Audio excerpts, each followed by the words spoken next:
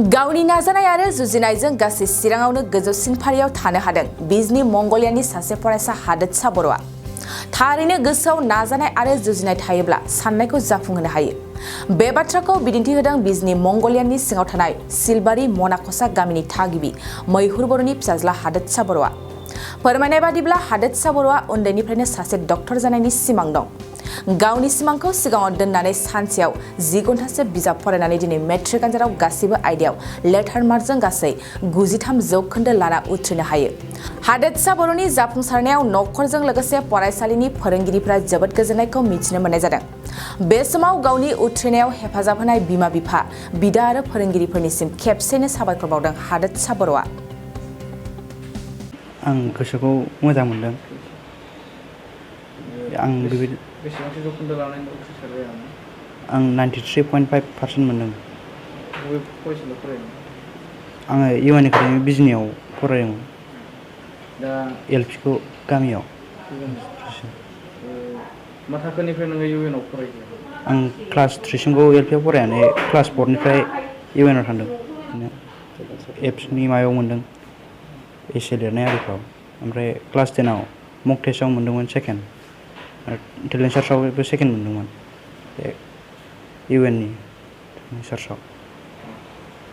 ओरैनो नों बेसेबांसो घन्टा फरायनानै नैबे सेथि थाखोआव उथ्रिसार जानो हाखो? आं सानसेयाव गासै फ्राय 10 घन्टाया जायोमोन। आं दा बरमा फाइनेलाव लाबाय। मा स्ट्रिमाव? Science stream. नोंनि जिउनि थांखिया? आं डक्टर जानो सानदों।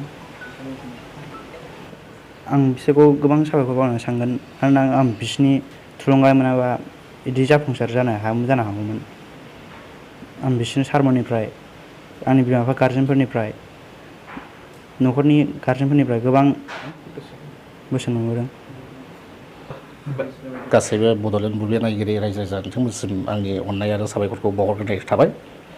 दा आङो आंनि बे फिसाला हादोरसा बर'खौ गिबियाव आं गामियावनो 3 थाखोसिम फरायग्रोदोंमोन आरो क्लास 3सिम एलपिआवनो।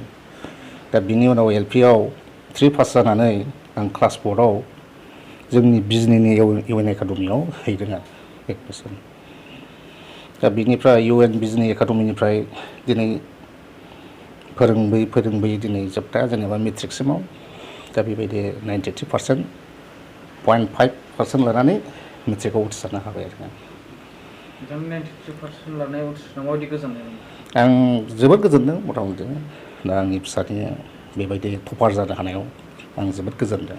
हेफाजाबा बे जोंनि जेनेबा बिदानि फिसाला दं, बिसोरबो गावनि हानायखिनिखौ फोरोंदों जेनेबा माखासे साजेसन होबोदों आरो बेजों लोगोसे गावसोरनि फोरोंगिरि सारमोन, मेडाममोन बिथांमोननि थुलुंगानाय, बिथांमोननि फोरोंनाय, बिथांमोननि नाजानायाव दिनै बिसिम सौफैदों आरो देरहासारबो जाबो हाबाय।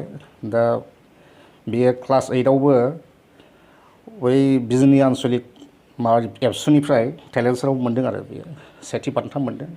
माखासे रिटेन मोनदों आरो बेयो सेथि बान्था मोनदों, माखासे रिटेन टेस्ट आरो गावसोरनि कलेज स्कुल उइकआवबो माखासे बादायलायनाय लिरनाय, फरायनाय, खन्थाइ आवरायनाय, कुइज कम्पिटिसन बेयाव बे मोनबोबाय थाखायोमोन आरो एकदम।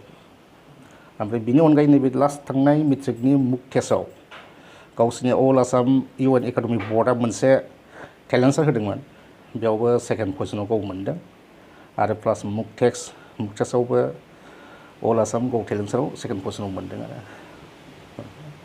दा सिगांनिफ्रायनो गावनि गोसो बायदि गावनि नाजानायाव दिनैसिम बेबायदि देरहासाराव फैनो हाबाय आरो जोङो।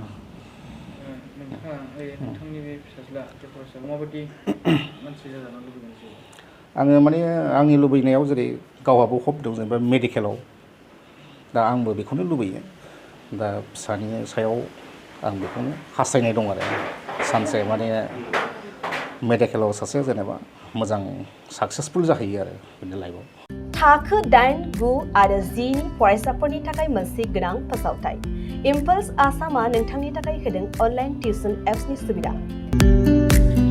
बर' आरो एसामिस मोन्नैबो बिजोंनि 8, 9 आरो 10 थाखोनि बिगियान, सानखान्थि आरो इंराजि आयदायाव अनलाइन टिउसननि सुबिदाखौ होगोन। मोनफ्रोमबो आयदायाव दान मोनसेनि फिसआ 250 रांल' जागोन। 12 दाननि थाखाय फरायसानि अनलाइन टिउसनआ सोलिगोन। इम्पल्स आसाम अनलाइन टिउसन एपआव live class, online test, online assignment आरो डाउट क्लियरिं सेसननि सुबिदा मोननो हागोन। इम्पल्स आसाम अनलाइन टिउसन एपआव रोंगौथि गोनां एक्सपिरियेन्स फोरोंगिरिफ्रासो फोरोंगोन। गोसो गुदुं फरायसाफ्रा गाव गावनि मबाइलाव गुगल प्ले स्ट'रनिफ्राय इम्पल्स आसाम एपखौ डाउनल'ड खालामनो हागोन। लोगोसेयैनो 8099334099 जानबुं अनजिमायाव थोंजोङै जगाजग खालामनो हागोन।